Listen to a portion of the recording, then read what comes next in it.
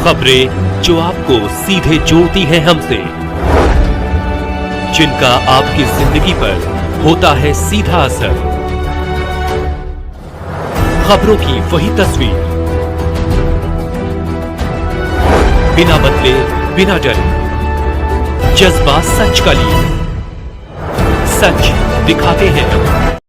Baspa supremo Mayawati ने निर्णय तो ले लिया कि वो अकेले ही 2024 का लोकसभा चुनाव लड़ेंगी, लेकिन बसपा की सिटिंग सांसदों का भरोसा डगमगा रहा है।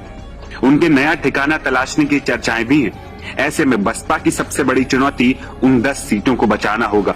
इसके लिए उसने अभी से दमदार प्रत्याशियों की तलाश शुरू कर दी है।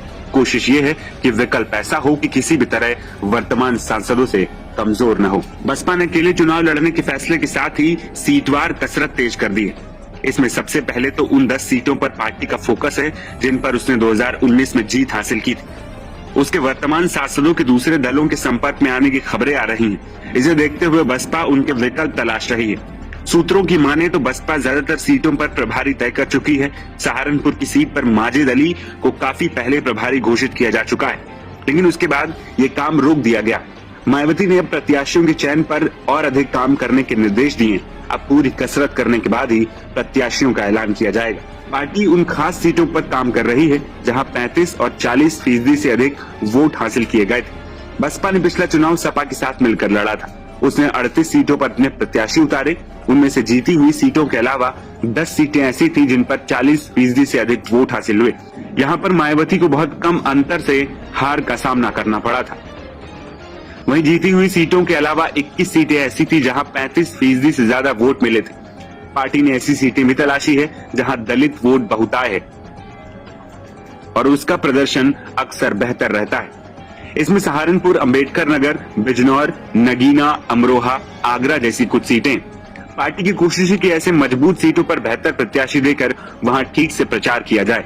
यहाँ पर बड़े नेताओं की अधिक से अधिक बैठकें और सभाएं की जाए। बसपा इस बार अकेले ही चुनाव लड़ेगी। बसपा प्रमुख ने यह भी कहा है कि चुनाव बाद भी अपनी शर्तों पर सरकार में शामिल हो सकते हैं। केंद्र व राज्यों की सही बनी सरकारों में व उनकी जरूरत को ध्यान में रखकर अपनी उचित भागीदारी के आधार पर शामिल भी हो सकती है, लेकिन चुनाव मिलकर नहीं लड़ेगी। चुनाव के बाद का मैं आपको बता रही हूँ, क्योंकि ऐसे में पूर्व की तरह पार्टी बाहर से फ्री में समर्थन देने वाली नहीं,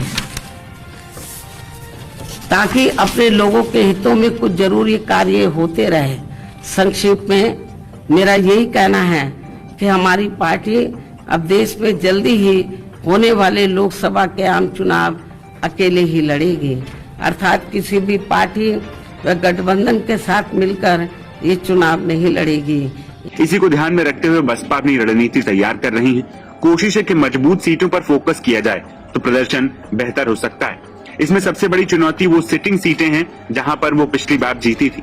अगर उनमें से कुछ सीटें भी जीत लेती है तो ये चुनाव बाद उसकी योजना के लिए जरूरी है। यदि चुनाव नतीजे आने के बाद किसी भी दल को पूर्ण बहुमत नहीं मिलता है तो कुछ सीटों के दम पर उसके साथ जा सकती है, जिसकी सरकार बनने की उम्मीद हो।